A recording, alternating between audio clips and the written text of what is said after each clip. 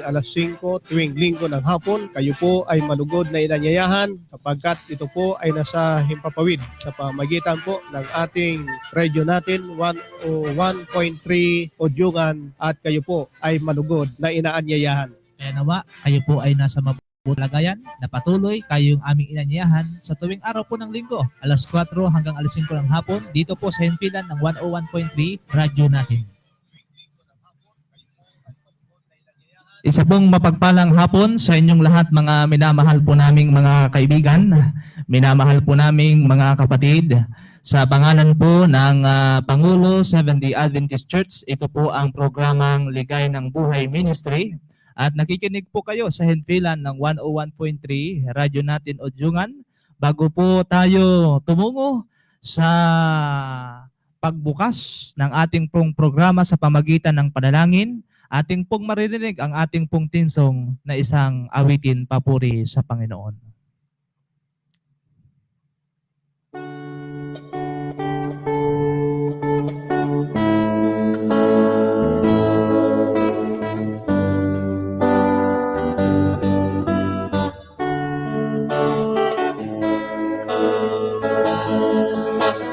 Ating silang sa titig,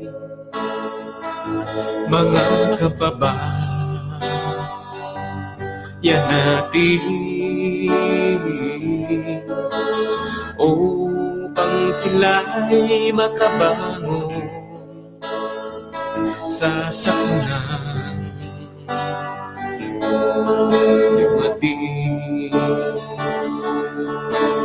Ang pag-asa'y iparating, atin silang pasiglahin. Mga pagkain at gamot at damit ating iabot. Ang Diyos nawa'y huwag sisihin sa mga bagyong dumarating,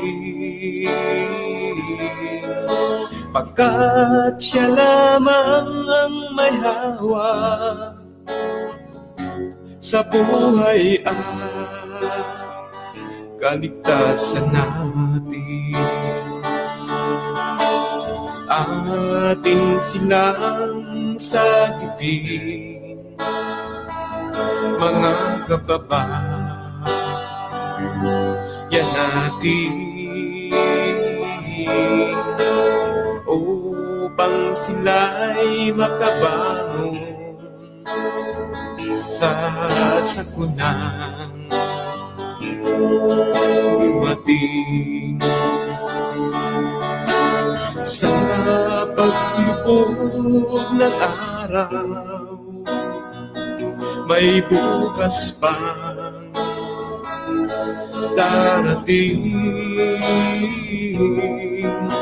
Handog ito ng Diyos sa atin, upang siya ay ating sundin. Ating silang sagipin, mga kababayan natin.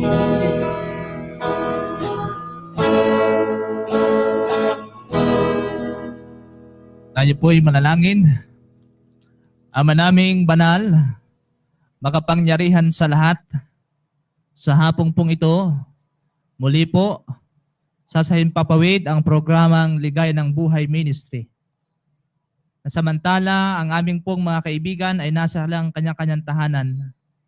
Naway mangusap po kayo sa kanila sa pamagitan ng inyong pong mga salita. Naway samahan nyo kami sa aming pag-aaral ng inyong pong Santang Biblia. Ang karunungan nawa at pangunguna ng Santong Espiritu ang aming maranasan at inyo ipagkakalob sa amin sa pangalan ni Jesus. Amen. Amen. Okay, isa pong mapagpalang hapon sa inyong lahat, mga minamahal kong mga kaibigan, minamahal po naming mga kapatid. Kamusta po kayo? Kamusta po ang inyo pong buong maghapon? Kamusta po ang inyo pong mga gawaing pangtahanan? Nawa po ay patuloy na kayo po ay nasa mabuting kalagayan sa biyaya at sa tulong ng ating pong Panginoong Hesus na ating pong tagapagligtas. Sa ngayon po ay bago po tayo dumako sa ating pong talakayan mula sa banal na kasulatan ng ating pong Panginoon, ay hindi po natin makakalimutan na batiin ang Romblon Mission of the Seventh-day Adventist Church Adventist Leaders, Pastor Orly Pahilan, ang ating pong President, ang officers and directors, si Sir Dennis Pedrico, Pastor Jan Panganiban, Pastor Jerome Pereira, at sa lahat po ng mga district pastors at leaders na binubuo po ng 11 distrito dito po sa sinasakupan ng Romblon Mission of the Seventh-day Adventist Church. Kaya po mga minamahal kong mga kaibigan, hindi po tayo nag-iisa sa mga oras na ito. Kasama po natin patuloy ang ating pong mga partner dito po sa radyo natin Ujungan. Ating pong batiin at kamustahin si Pastor Ricardo Riano. Pastor, kamusta po kayo? Magandang hapon sa lahat. At isang mapayapang hapon. Narito na po muli ang ating programa, Ligaya ng Buhay Ministry sa radio natin, 101.3 Ujungan. At binabati po natin ang mga iglesia na binubuo ng ating Remnant Association sa Northern Tablas District. Galing po sa iglesia ng Santa Maria hanggang dito po sa Calatrava area. Itong tatlong bayang ito, Calatrava, San Agustin at Santa Maria, na binubuo po ng 11 na mga iglesia. Ganon din ang aking pamilya. Opo. Binabati ko rin na sila ay nasa Sibuyan. Ingat lang po kayo dyan, enjoy lang. At ganon din sa dalawang distrito ng Sibuyan Island, Northern Sibuyan at Southern Sibuyan District. At sa mga district leader pastors ng buong Romblon Mission, pagpalain po tayo at welcome po sa ating programa ngayong hapon. Okay, salamat po Pastor Riano sa pagbati sa ating pong mga kaibigan at also mga minamahal kong mga kaibigan, mga kapatid. Ating ding kamustahin si Brother Roden Pamis. Kamusta po kayo? Bati po tayo sa ating mga kaibigan. Isa pong magandang hapon sa inyong lahat, mga inigilo kong tagapakinig, mga kaibigan, mga kapatid, mga kapatiran dyan na sa binubuo ng Kalipa, sa Linaw, Pagsangahan, Balogo, Poblasyon, ikit-ikit sa lahat, sa Pangulo. Kayo po ay aming inaanyayahan na matamang makinig at inyong matamang subaybayan ang palatuntunan ito ng Ligaya ng Buhay Ministry. Ayan, salamat po. Ngayon po ay siyempre, Pastor, Brother Roden, hindi po natin makakalimutan na batiin ang ating mga sponsor, ang ating pong mga minamahal na mga kapatid na kung saan ay nagtalaga, nagpasya, na walang patuloy pong bukas ang kailang mga puso sa pagsuporta, sa pagtulong, sa gawain po ng ating pong Panginoon. Ating binabati si Brother Ariel Ponte, si Pastor Riano, si Ma'am Remy Murada, si Ma'am Didi Murada, Brother Nitoy Mutin, kasama po ng kanyang pong buong sambahayan, kasama ng kanyang anak si Brother Edmond Mutin, Mr. and Mrs. T.C. Padrilgao, Ma'am Nalin Mutin, Ma'am Susan Dayok, ganon din kay Ma'am Melissa Palcotila, kay Bongbong and Los Luistro.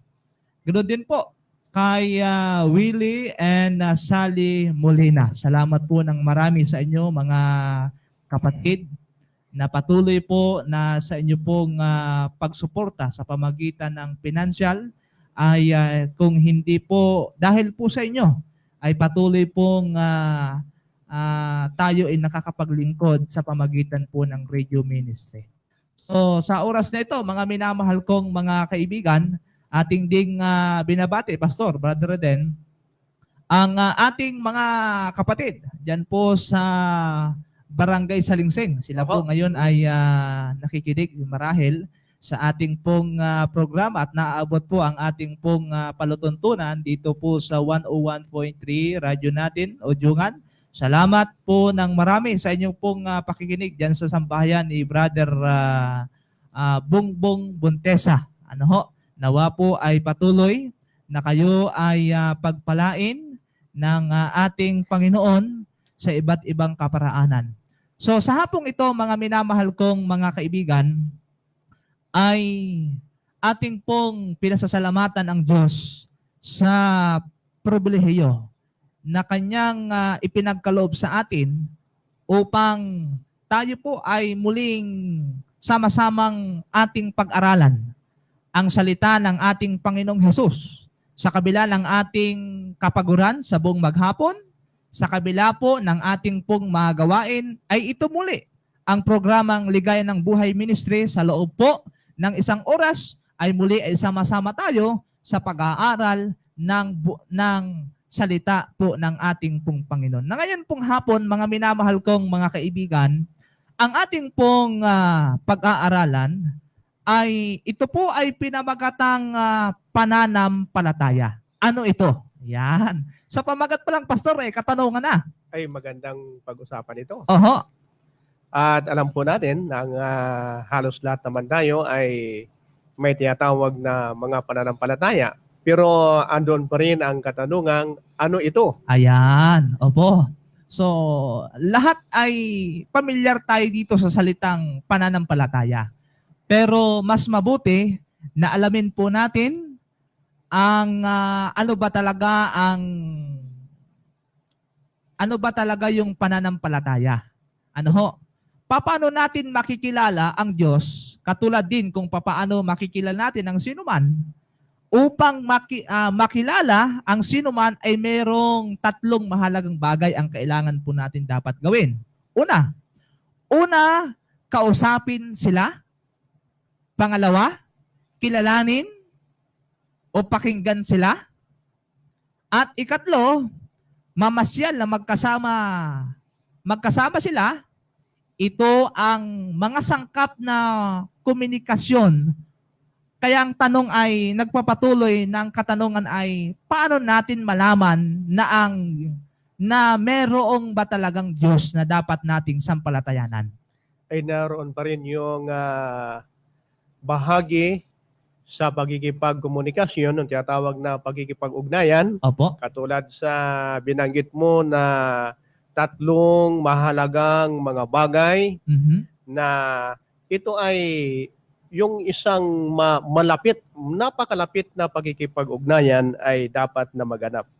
At sa atin bilang tao yon. Oho. Yung tatlo na yon, kinakailangan na sila kausapin. Opo.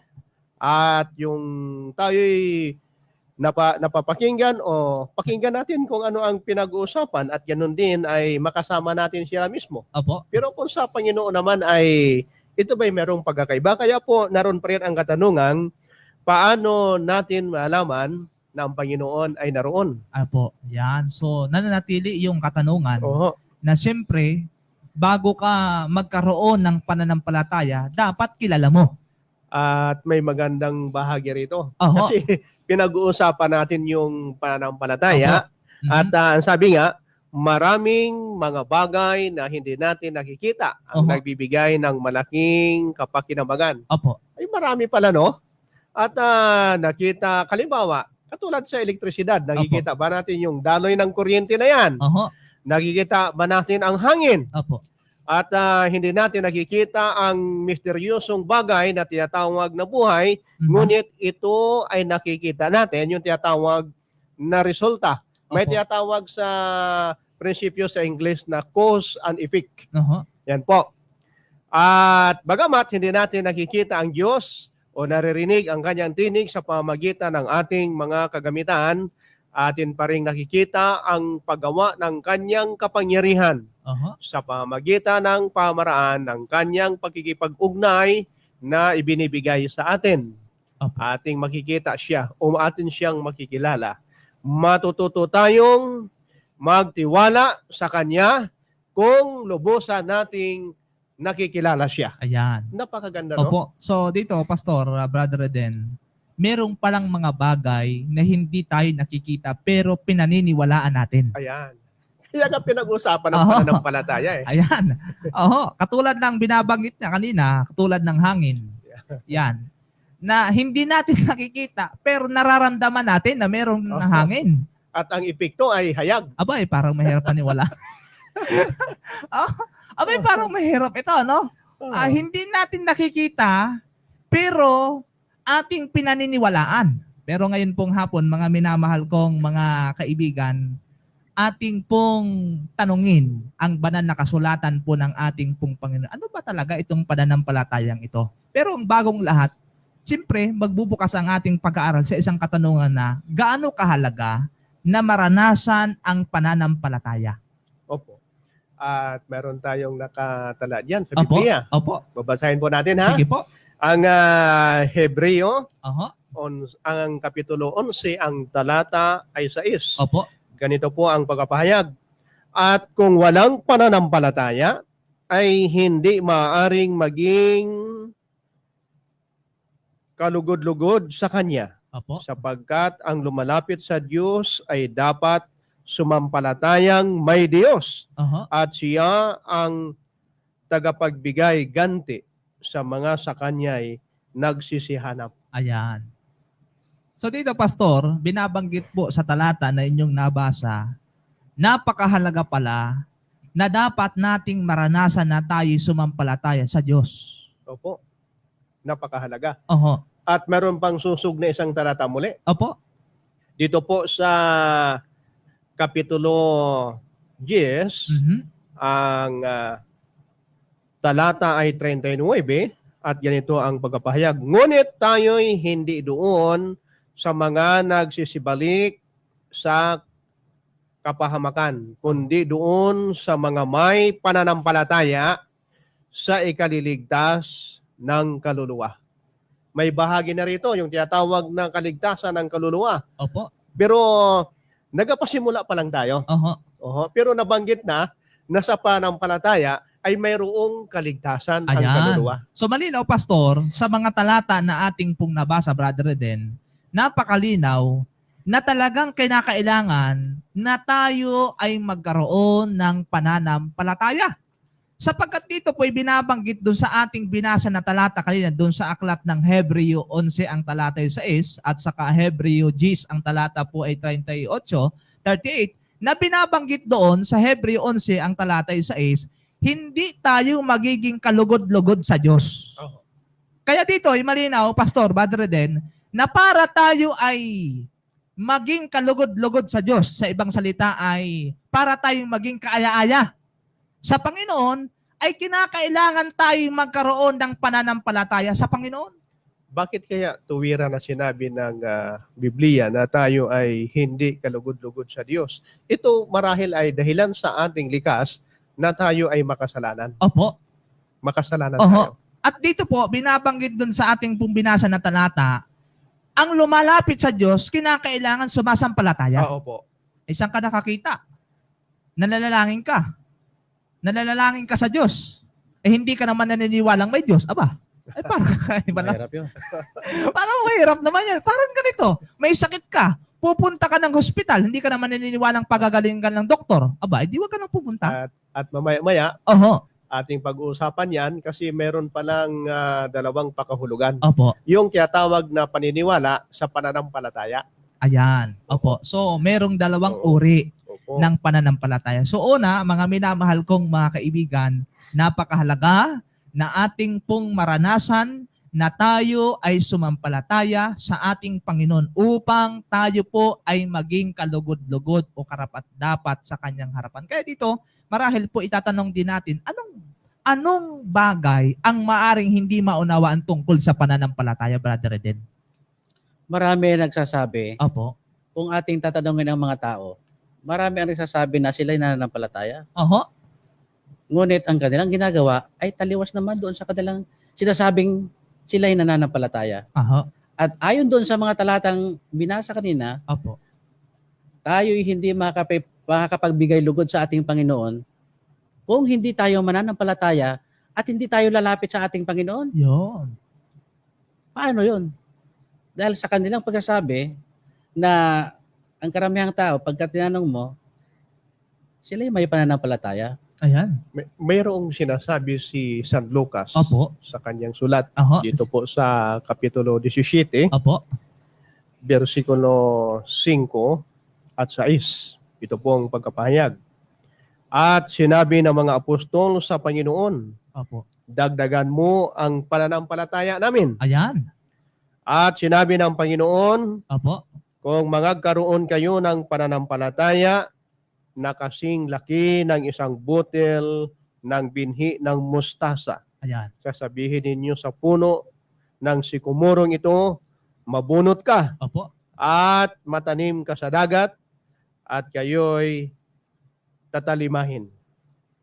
Yun po ang pagpapahayag. Ayan. Kaya pansin natin, Pastor, mga brother din, mga kaibigan, ang pananampalataya ay hindi nasusukat. Kung gaano kalaki ang maliit na pananampalataya, kung ito'y tunay, Aha. ito ay magagawa ng imposible. May posible at imposible, pero kung may pananampalataya ka, yung mga imposibleng bagay Opo. ay Magiging magiging posible. posible. O yan. So, hindi dito batayan yung malaki man, maliit man, ano ho, kundi dito po, binabanggit po natin, kung ang isang tao ay merong pong pananampalataya sa Diyos, yung mga bagay na hindi mangyayari, sa tingin natin, dahilan sa pananampalataya po natin sa Diyos, ay lahat ay mangyayari. Oho. Yan. Yan po ay malinaw, mga minamahal kong mga kaibigan, na kung saan ay natala sa banal na kasulatan ng ating Panginoon, na anuman yung iyong kakayanan, halimbawa, ikaw ay hindi marunong manalangin, ikaw ay hindi marunong magsermon, ikaw ay hindi marunong maglingkod sa Panginoon sa iba't ibang kaparaanan ng ating kakayanan. Pero sa pamagitan ng ating pananampalataya sa Diyos, lahat ng yan ay mangyayari sa tulong ng Panginoon. Pero mayroong katanungan pa rin. Opo. Ang katanungan, ano ang tunay na pananampalataya? Opo. So mayroong palang tunay. Oho. At yun na kailangang sagutin natin ito. Oho. Siguro, Pastor, Oho. basahin natin ang Biblia. Sige po. Dito po makikita natin ang kasagutan, Brother Roden, Opo. partner, Opo. sa kabanata o sa kapitulo 15 ng Mateo. Ang mga bersikulo ay 21 hanggang 28. Ito po ang pagkakasalin. At umalis doon si Jesus at lumigpit sa mga sakop ng Tiro at Sidon. At narito ang isang babaeng kaniniya na lumabas sa mga hangganan niyaon at nagsisigaw na nagsasabi, kahabagan mo ako, O Panginoon, ikaw na anak ni David. Ang aking anak na babae ay pinahihirapang lubha ng isang demonyo. Datapwat siya ay hindi sumagot ng anumang salita sa kanya. At nilapitan siya ng kanyang mga alagad at siya ay pinamanhikan na nagsasabi, paalisin mo siya sapagkat nagsisigaw siya sa ating hulihan. Datapwat siya ay sumagot at sinabi, hindi ako sinugo kundi sa mga tupang nangaligaw sa bahay ni Israel. Datapwat lumapit siya at siya ay sinamba niya na nagsasabi, Panginoon, sakluluhan mo ako. At siya ay sumagot at sinabi, hindi marapat na kanin ang tinapay sa mga anak at itapon sa mga aso. Datapwat sinabi niya, oo, Panginoon, sapagkat ang mga aso man ay nagsisikain ng mga mumo na nangalalaglag mula sa dulang ng kanilang mga Panginoon. Nang magkagayoy, sumagot si Jesus at sinabi sa kanya, O babae, malaki ang pananampalataya mo. Mangyari sa iyo ayon sa ibig mo at gumaling ang kanyang anak mula sa mga oras na iyon. Ayan. So malinaw, Pastor. Pansinin po nating maigi. Okay. Ang hintil na babae ay may malaking pananampalataya. May malaking Malaki, pananampalataya. Malaking pananampalataya. Ngunit, parang binaliwala ni Jesus at ininsulto siya. Oho. Yan ho. Ngunit mga minamahal kong mga kaibigan, siya ay nagpatuloy na magtiwala sa kanya. Bagaman siya ay parang nahinaan ng loob, ininsulto siya sa kanyang pong palagay, hindi po siya huminto. Kundi ang sabi, siya'y nagpatuloy na nagtiwala. Ang pananampalataya ay ibig sabihin ay pagtitiwala sa Diyos. Pagtitiwala. At ito'y isang salita na kinapapalooban ng kung ano ang iyong kasalubin ay Opo. nahahayag. Oho. Yung walang pagdududa, walang pag-aalinlangan Yan. na ihahayag mo Mhm. ng buo ang Yan. iyong nais na mangyari. Kaya ang tinatawag na pagtitiwala Opo. ay dapat na ito ay talagang ito'y isang positibo na Yan. nagaganap sa buhay natin. Opo, Brother Eden. Katulad na lamang nitong ating kinakarap ngayon, mga kaibigan, mga kapatid, dahil sa epidemya ang ating naranasan ngayon, minsan hindi mo maipagkailan na dumarating sa mga isipan ng isang tao na nawawala ng pag-asa. Oho.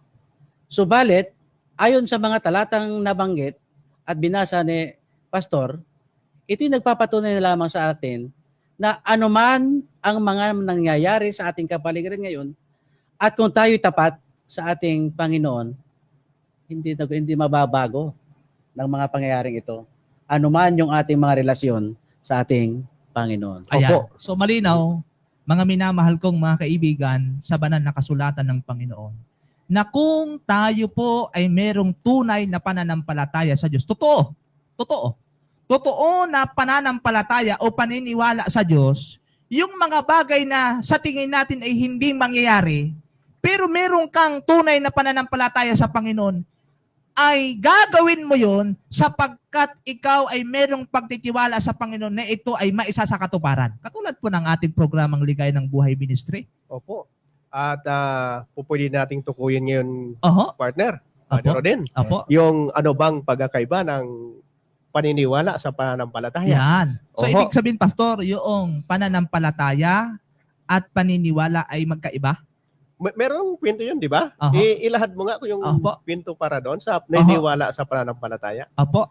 Meron bang gano'n na pananampalataya at paniniwala yung buko? Ay ating tutuklasin yan. Oho. Oho. Oho. Kabagat mayroong naniniwala lang, na Oho. pwedeng walang pananampalataya. Opo. Oho. Kasi meron pong isang tao Oho. na lumakad sa lubid sa pagbagtas sa falls. Pagkatapos makalakad siya, ay nagtanong, Oho. ilan sa inyo ang naniniwala na kaya kong muling makatawid sa lubid sa kaong itong tulak-tulak niyang isang kareta na may sakay. Alam nila na magagawa niya ito, ngunit siya ay nagtanong, sino ang handang sumakay sa kareta? Nagtanong ng tahimikan. Ito ang pagkakaiba ng paniniwala at pananampalataya, isang bagay na paniniwalaan sa makatuwid ang kareta, iba din ang ilagay sa pangalib ng buhay. Ito ang tunay na pananampalataya. Opo, at binabanggit sa ilustrasyon natin na ang naniniwala sila na ang taong ito ay nakakatawid, Ayan. tumutulay doon Natutulay, sa... nakakabalik. Opo, nakakabalik. Oho. Pero sa kabilang banda, nung meron na siyang karita, Yaha. wheelbarrow. Oho. Sabi gano'n. O sige, sinong gustong sumakay? Yan. Para maging pasahero, ano? Para maging masaya. Ay walang nangyari. Walang taong nagmalakas ng Sa loob loob. na sumakay doon, na Oho. itatawid siya doon sa pagtawid sa pamamagitan ng lubid pakabila. Kaya sila ay naniniwala, pero hindi nanampalataya. Ayan. So, yan po yung tinatawag na pananampalataya at pagtitiwala Opo. sa Panginoon. Kaya ngayon po, mga kaibigan, Pastor, Brother Eden, paano po ba matutunan na tayo magtiwala sa iba? meron palang kailangan tayo ay Oho. magtiwala din para sa iba. Oho, merong tinatawag na ito ay requirements. Oho. Ayan. At ating babasahin ang banal na kasulatan. Opo. Kanya po itong sasagutin. At dito po sa ikalawang Timoteo, Oho. ang mga talata, Kapitulo 1, Opo. ang bersikulo ay 12. Ganito po ang pagpapahayag. Ingatan mo ang mga ulirang Opo. Ikalawang ang Timoteo. mga ulirang mga salitang magagaling na narinig mo sa akin sa pananampalataya at pag-ibig na nasa kay Kristo Jesus. Mhm. So yan po yung binabanggit yan po sa aklat ng ikalawang Timoteo. Uno, ang talata ay 12. Oho. Yan po yung binabanggit na talata. Dahil dito'y Opo. nagtiis din ako ng mga bagay na ito. Mhm. Gayon may hindi ako nahihiya. Sapagkat nakikilala ko yaong aking sinasampalatayanan at lubos akong naniniwalang siya'y makapag-iingat ng aking ipinagkatiwala sa kanya hanggang sa mga araw na yaon. Binabanggit lang po rito, tinutukoy, na kinakailangan na magkaroon din tayo ng tinatawag na pananampalataya para din naman sa iba. Sapagkat kung atin nga namang nakikilala ang ating sinasampayanan, ay matibay ang ugnayan. Mhm. Hindi ka pwedeng magkaroon ng pagtitiwala o pananampalataya sa isang tao na hindi mo siya lubos na kilala. Yan. Oho. At itong tinutukoy Tama. na magkaroon tayo ng matibay na ugnayan, matibay na pananampalataya sa Opo. ating Panginoon. Yan. Sapagkat lubos natin siyang kilala. Yan. Kung binabanggit yan, mga minamahal kong mga kaibigan, na para tayo ay magkaroon ng lubusan na pananampalataya sa Diyos. Paniniwala sa Panginoon, samantalang hindi naman siya natin nakikita, Brother Reden, Pastor, Oho. na binabanggit yan sa ating pong pag-aaral, na kung saan ay, kung tayo po ay merong pananampalataya sa Panginoon, ay kahit hindi natin ito nakikita, ngunit nadadama naman natin yung pag-ibig ng Panginoon, ay patuloy na tayo po ay sasampalataya sa ating Diyos na tinanggap natin sa ating buhay. Oho. At katulad po ng sinasabi, na yung ating pagkakilala ng lubusan sa ating Panginoon Mhm. ay dapat na matibay. So Pero may mga katanungang paano natin makikilala ang Diyos? opo, so Kung gusto natin na magipag-ugnayan na maging matibay ang ating relasyon sa Kanya sa pamagitan ng pananampalataya, ay Oho. paano natin siya makikilala? yan. So meron po niyan tinatawag na proseso kung paano natin makikilala ang Diyos. Oho. Number one ay mababasa natin, Pastor, basahin natin, Brother Roden. Sa Roma 10, ang talata ay 17. Babasahin po natin ang Roma 10.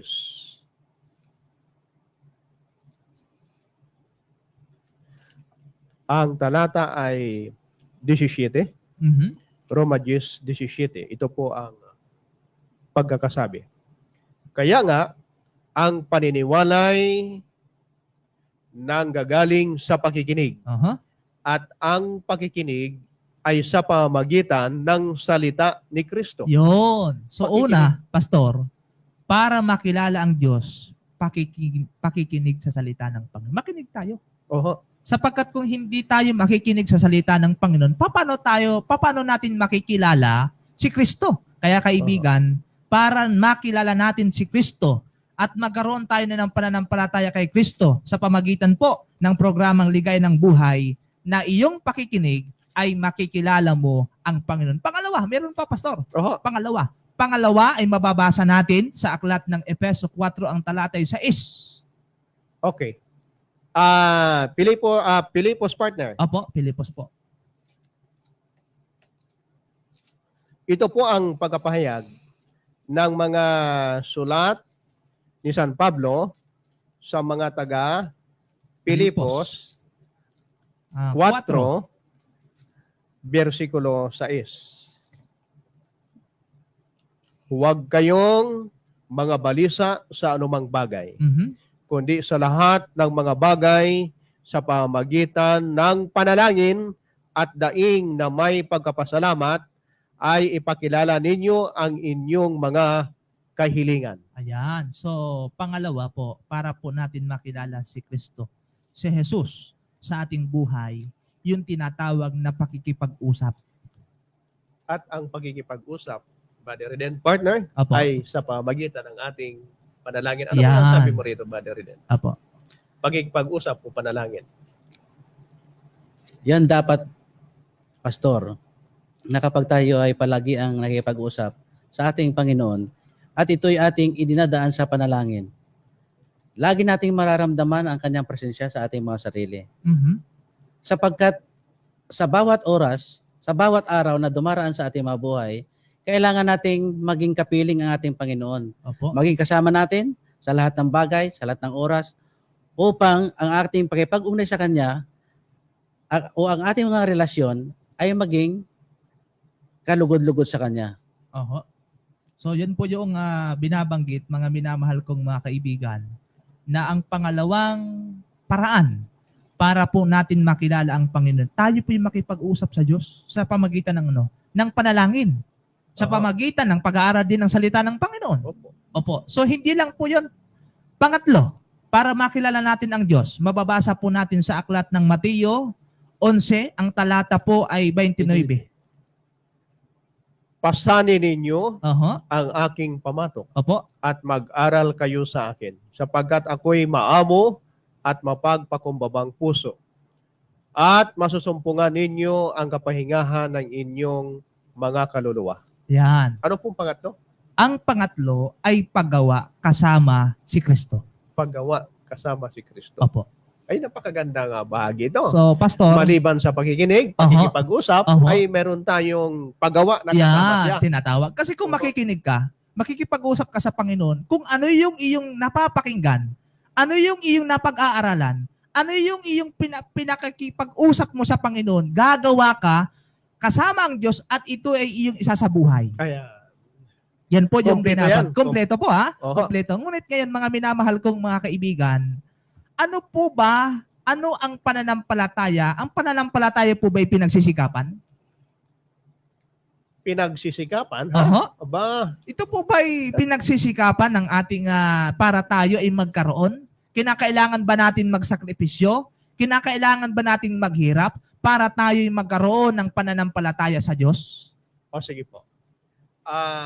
Sasagutin natin, ha? Oho. At ito po ang kasagutan ng Santa Biblia sa mga bagay na ito. Roma 12, ang bersikulo ay 3.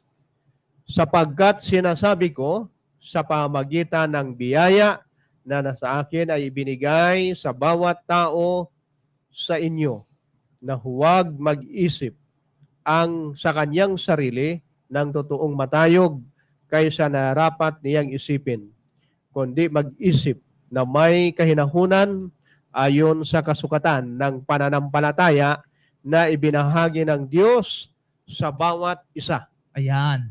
So malinaw, Pastor, Brother Reden, na ating pong pansinin ang pananampalataya isang kaloob ng Diyos. Ito ay lalong nagiging tunay sa ating paggugol ng panahon kay Kristo. Kaya dito po mapapansin natin mga kaibigan, mga taga-subaybay sa mga oras na ito, ang pananampalataya po ay hindi natin kailangan pagsikapan. Ang pananampalataya po ay hindi natin kinakailangan tayo magsakripisyo para tayo ay magkaroon ng pananampalataya sa Diyos. Sapagkat ang sabi ng Biblia, ang kaloob, ang pananampalataya isang kaloob ng Diyos. At ang sabi po binabanggit, para ito'y lalong maging tunay. Para lalo tayong magkaroon ng tunay na pananalig, tunay na pananampalataya sa ating Panginoon, kinakailangan natin laging mas malamang, mas malaki yung panahon natin kay Kristo.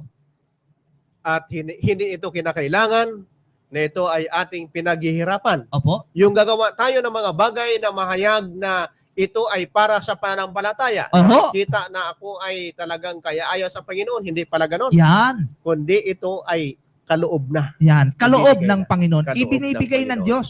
Oho. Pero kung ito'y ayaw mong tanggapin, paano ka magkakaroon? Ay, wala talaga. Walang masasabing kaloob para sa iyo Oho. kung ito'y Oho. hindi mo tatanggapin. Yan. Kahit na ito'y libre, kaibigan, kapatid. Ngunit hindi tayo nagpapasya na tanggapin itong kaloob na ito, hindi pa rin tayo magkakaroon. Kaya kung ating itong tanggapin sa ating buhay, ang pananampalatayang itong kaloob sa atin ng Panginoon, mas mabuting, mas malaki yung panahon na ibinibigay natin sa Diyos kaysa sa mga masanlibutan na bagay. Yan. At kung ating pag-uusapan ang kaloob na ito, Oho. ay pwede ating sagutin ang katanungang ito. Opo. Paano tayo ngayon tinutulungan ng Diyos na masiguro natin ang kanyang kaloob? Ayan. Kasi Pero, ano na yung kaloob? Libre. Libre Pero na paano eh. natin ito masisiguro ang sabi po? ayan. Pero, Pastor, Brother Ded, bago natin sagutin ang katanungan yan, isang awitin, papuri sa Panginoon ang ating pong maririnig.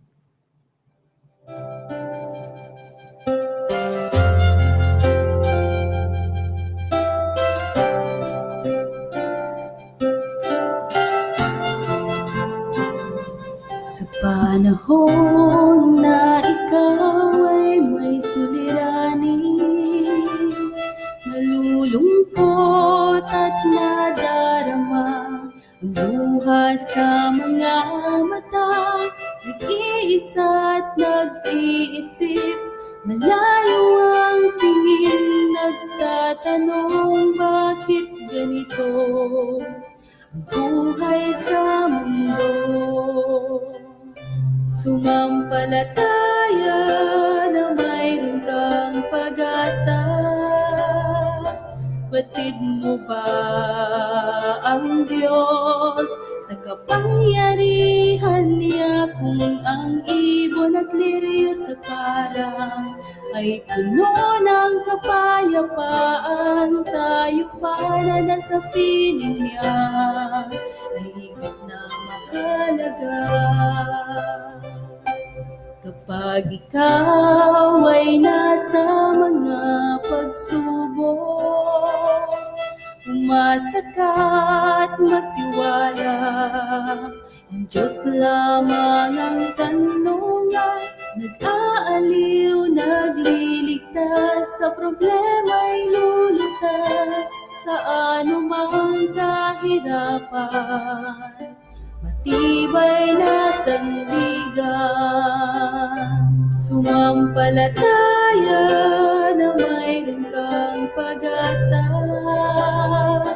Batid mo ba ang Diyos sa kapangyarihan niya? Kung ang ibon at liryo sa parang ay puno ng kapayapaan, tayo pa na nasa piling niya ay higit na mahalaga. Narito ang kanyang mga pangako, sa susunod at tutupad ng banal na kanyang mga utos. Sa kaharian ko dadalhin, mundo'y inyong lilisanin. Saan ako naroroon, kayo naman ay dumuon. Sumampalataya na mayroon kang pag-asa. Batid mo ba ang Diyos sa kapangyarihan niya? Kung ang ibon at liryo sa parang ay puno ng kapayapaan, tayo pa na nasa piling niya ay higit na mahalaga. Tayo pa na nasa piling niya ay higit na mahalaga.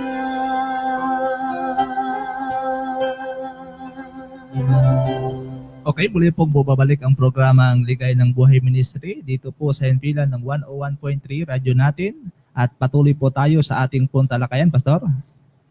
po. At sa bahaging ito, atin pong sasagutin ang katanungan, paano tayo tinutulungan ng Diyos na masiguro natin ang kanyang kalooban. Opo. Dito po sa sulat ni Propeta Isaias, Kapitulo 30, ang versikulo po ay 21, Mhm. at ito ang pagkapahayag. At ang iyong mga pakinig ay makaririnig ng salita sa likuran mo na nagsasabi, ito ang daan, lakaran ninyo. Pagka kayo'y pumipihit sa kanan at pagka kayo'y pumipihit sa kaliwa. Ayan, malinaw, Pastor. Oho. Na ating mapapansin sa talata na ating pong nabasa, ayon po sa aklat ng aklat po ng Isaias. Isaias, ano ho, na tayo po ay gagabayan ng Diyos. Gagabayan tayo ng ating pong Panginoon, tayo man ay nasa kaliwa, tayo man ay nasa kanan, saan man tayo pupunta, saan man tayo paroroon, ay nanatili ang paggabay at patnubay sa atin ng Diyos para masunod po natin ang kanyang kalooban. Oho. Mayroon din. Sa ating binasa ngayon sa hapong ito, mga kaibigan, mga kapatid, na ito'y ating binasa sa Isaiah chapter 30 verse 21 na nakalagay doon na mayroong kaloob ang ating Panginoon, at ang kaloob na ito ay walang iba kundi ang Banal na Espiritu. Sapagkat ito ang nagtuturo sa bawat isa sa atin. Ang sabi nga roon, kapag tayo napipihit sa kaliwa o sa kanan, ito po ang nagpapaalala sa atin upang maging tuwid ang ating mga landasin patungo sa ating Panginoon. Ayan. So malinaw, Brother Reden, na binabanggit po ng banal na kasulatan ng Panginoon, ito'y ipinangako na ng Diyos. Kaya bagaman ito'y ipinangako na ng ating pong Panginoon, ay patuloy nating itong sampalatayanan. Patuloy po natin panghawakan ng salita ng ating pong Panginoon. Sapagkat binabanggit, saan ka man paparoon, saan ka man tutungo, saan ka man pupunta, mahal kong kaibigan, ikaw'y hindi pababayaan ng Diyos. Ikaw ay iingatan ng Diyos sapagkat tayo po'y mahal ng Panginoon para patuloy nating sundin ang kalooban ng Panginoon sa ating buhay, Pastor. Hayag ang kanyang paggabay sa atin. Opo. At dahil po sa kanyang kaloobang ito, ay mayroong tatlong paraan Opo. ang paghahayag ng kalooban ito Mhm. para sa atin. Ang una po ay sa pamagitan ng kanyang kalooban, Aha. na kung ating papansinin na wika po doon sa awit 119, Mhm. 105, na binabanggit po doon ang kanyang salita. Ang Biblia ay mapagkakatiwalaan bilang naglalaman ng kalooban ng Diyos. Opo. Ang sabi po na ni David sa kanyang sulat sa mga awit, ang salita ng Panginoon. At maraming kaalaman Mhm. ang makukuha tungkol sa pinansyal, Aha. pagpapalaki ng mga anak at iba pa. Kung kailangan mo ang gabay, konsultahin muna natin ang banal na kasulatan. Ayan. So, kompleto po ang Biblia. Kompleto. Kompleto po Oho. ang banal na kasulatan ng ating pong Panginoon. Na tanging ang Biblia lamang ang ating pong mapagkakatiwalaan para alamin at siyasatin kung ano ang kalooban ng ating pong Panginoong Hesus na ating pong tagapagligtas. Kaya mas mabuting patuloy nating bigyan ng malaking panahon ang pag-aaral ng salita ng Panginoon, sapagkat kung ito'y bibigyan natin ng panahon, time, ay tiyak, malalaman natin na merong palang kaloob ang Diyos. At bukod doon, isa pa rin sa bahagi ay yung kanyang probidensiya. Opo. Ang ibig sabihin nito, ang sabi po ng Kawikaan 3, 5 hanggang 6. Tumiwala ka sa Panginoon ng buong puso mo at huwag kang manalig sa iyong sariling kaunawaan. Yan. Kilalanin mo siya sa lahat ng iyong mga lakad Opo. at kanyang ituturo ang iyong mga landas. Ang ibig sabihin, ang probidensiya ng Diyos, yung kanyang pagkapahayag ng lahat, kinakailangan na atin siyang pagkatiwalaan at Oho. ihahayag niya Yan. ang lahat para sa atin. Yan po. Opo. Oho. So malinaw po yan, mga minamahal kong mga kaibigan. At ang pangatlo Oho. ay itong tinatawag na direktang komunikasyon na sa puso. At binanggit po ito ng mga nagsulat ng Aklat ng Gawa. Kung ating papansinin ang Kapitulo 8, 26 at hanggang 40, na sinasabi po doon, na yung sinasabi ni Brother Rodin kanina, partner, Opo. yung pagpapadama Mhm. ng banal na espiritu sa puso natin, sa ating kalooban. Mhm. At mahalaga na ipanalangin ang mga bagay na hindi malinaw para sa atin Opo. o para sa iyong kaibigan. Sa pamagitan ng panalangin, mahayag ang mga bagay na nais mo. Halimbawa, maaring ganito ang iyong panalangin. Kung ito ang iyong kalooban, di ba, sa panalangin natin, Oho. ay mahayag o maliwanag na ihayag mo ito sa akin. Ayan. At hindi tayo nagmamalaki sa mga bagay na ito, Oho. na wala tayong kakayanan sa ating sarili. Kaya ang sabi, kung ano ang iyong kalooban ang Siyang siyang mangyari. mangyari o mahayag. Opo. Oo. So kung ang kalooban ng Diyos ang mangyari, mas mabuti ito man ay talagang totoong ang maging resulta ay kalooban ng Diyos ang mangyari, mas mabuting 100% tanggapin natin. Opo. Yan. Yan. Tanggapin po natin. Huwag po tayong magdalawang isip sapagkat ang ating dalangin, kung ito Panginoon ang iyong kalooban, ay siyang mangyari. At kung ang kalooban nga ng Diyos ang mangyari, ay mas mabuting 100% tanggapin po natin mga minamahal kong mga kaibigan. Ngunit ang katanungan, Pastor, marahil tanong din ito ng ating pong mga kaibigan, kailangan ba natin na tayo ay sumampalataya sa Diyos? Opo. At napakagandang katanungan at ating sasagutin po. Oo. Para ang Panginoon ay makagawa sa ating buhay. Aha. Dito po sa Mateo 9, Mhm. ang talata ay 22. Datapwat paglingon ni Jesus at pagkakita sa kanya ay sinabi, "Anak, laksan mo ang iyong loob. Pinagaling ka ng iyong pananampalataya Oho. at gumaling ang babae mula sa mga oras na iyon." Mhm. Dito po sa talatang 28 ay sinasabi, "At nang pumasok siya sa bahay, ay nagsilapit sa kanya ang mga lalaking bulag at sinabi sa kanila ni Jesus, 'Nagsisampalataya baga kayo na magagawa ko ito?' Sinabi nila sa kanya, 'Oo, Panginoon.' 29. Nang magagayoy kanyang hinipo ang mga mata nila na sinasabi, 'Alinsunod sa inyong pananampalataya ay siyang mangyari sa Ayan. inyo.'" Kaya, Pastor, Brother Roden, ang pananampalataya ay isang instrumento na ginagamit ng banal na Espiritu upang ibigay ang kapangyarihan ng Diyos sa ating pong buhay. Kaya dito, malinaw, mga minamahal kong mga kaibigan, na ang pananampalataya po, ito'y instrumento ng Diyos para siya ay patuloy na makagawa sa ating buhay sapagkat nais nating magkaroon tayo ng tunay na kaligayahan sa buhay. Para makamtan natin ang kaligayahan sa ating buhay, kinakailangan tayo po ay sumampalataya sa Diyos sapagkat ang wika nga ng aklat po ng Step to Christ, page 51, ito po yung binabanggit po dito mga minamahal kong mga kaibigan. Kung walang pananampalataya, imposible na ibigay ng Diyos ang kanyang pagpapatawad at pagbabago. Huwag mong hintayin na ikaw ay lubusang gumaling, ngunit sabihin, aking sinasampalataya na ito, hindi sapagkat nadama ko, kundi sapagkat ipinangako ito ng Diyos. So malinaw dito, mga minamahal kong mga kaibigan, na wag mo tayong magbanta sa Diyos. Panginoon, pag ako hindi mo pinagaling, ay hindi na ako maniniwala sa iyo. Oho. At mayroong mga pangyayaring ganoon na narinig natin. Oho.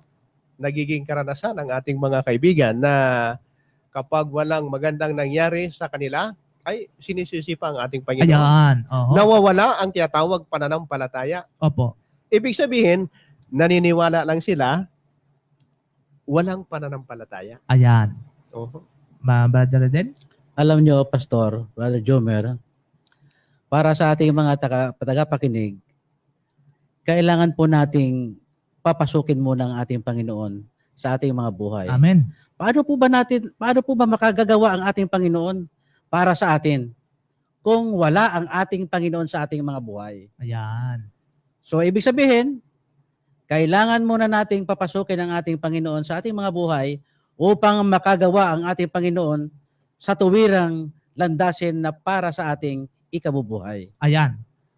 Kaya kapag ikaw ay nakikinig, kaibigan, kaya kapag ikaw ay nakikipag-usap sa Diyos sa pamamagitan ng panalangin, at ikaw ay gumagawa kasama ni Kristo, at ikaw ay meron tinanggap mo na ang kaloob na ito na pananampalataya galing sa ating Panginoon, ito'y gagamitin ng Diyos na instrumento sa ating buhay upang tayo'y mapatawad at mabago ang ating mga buhay. Kaya mga minamahal kong mga kaibigan, ano ka man, sino ka man, ano man ang iyong kalalagayan sa iyong buhay, gusto mong mabago ang iyong buhay, ikaw ay lasinggero, ikaw ay EB7, ngunit mga minamahal kong mga kaibigan, gusto mo at totoo talaga na gusto mong mabago ang iyong buhay, kinakailangan nating tayo sumampalataya sa Panginoon at sa isang sandali, sa isang kisap mata, sa huling pagtunog ng trumpeta, tayong lahat ay babaguhin ng Diyos. Amen.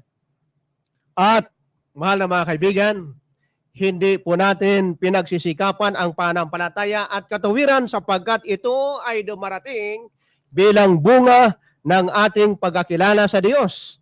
At ang ating pagkakilala sa Diyos na ito ay bunga ng paggugol ng panahon sa panalangin at pagkikipag-ugnay sa Kanya. Kung tayo ay lalapit sa Kanya, ipagkakaloob niya ang lahat ang tunay na pananampalataya na kailangan natin. Kaya kaibigan, kailangan natin ang ating Panginoong Hesus. Kailangan natin lumapit sa ating Panginoon. Kinakailangan natin, anyayahan natin si Kristo sa ating buhay sapagkat ang ating Panginoon ang tanging magiging pag-asa natin upang ikaw ay magkaroon ng pag-asa. Tayong lahat ay sama-samang sumampalataya sa Diyos na may-ari ng ating buhay, Diyos na lumalang ng lahat ng mga bagay sa sanglibutang ito. Kaya kaibigan, si Kristo ang kailangan natin sa ating buhay. Kung ikaw ay magkakaroon ng pananampalataya, may pananampalataya, ngunit hindi tunay ang iyong pananampalataya sa Diyos, kinakailangang ikaw ay lumapit sa ating Panginoon. Anyayahan mo si Jesus sa iyong buhay upang araw-araw si Kristo ang magwagi sa iyong buhay at sa iyong isipan.